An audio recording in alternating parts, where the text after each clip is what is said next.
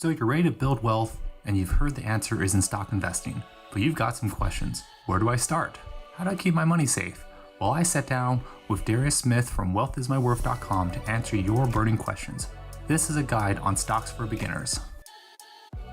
For a new investor, how should they be investing? Is there a strategy they should be going by?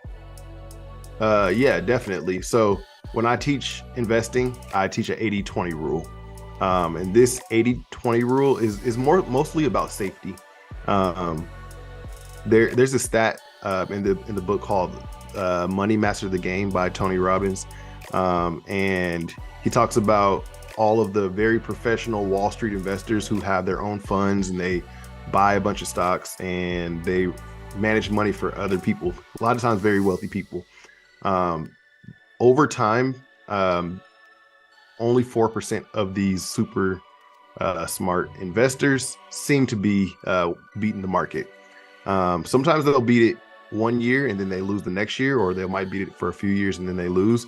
But if you look at the entire time that they're investing other people's money, only 4% of the investors do it. With that being said, these people have done it for a long time. They have a lot of education. And if you're just starting off, they probably have even a little bit more advantage over what you have.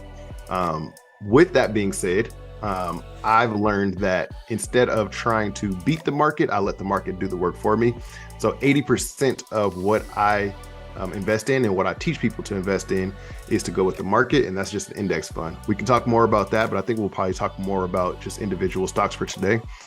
With that 20% though, this is where you get crazy. This is where you have fun. This is where you can kind of, I wouldn't really try to time the market, but this is where I would use my personal information and experience, some of my intuition to try to buy things that I think are valuable and will grow in value.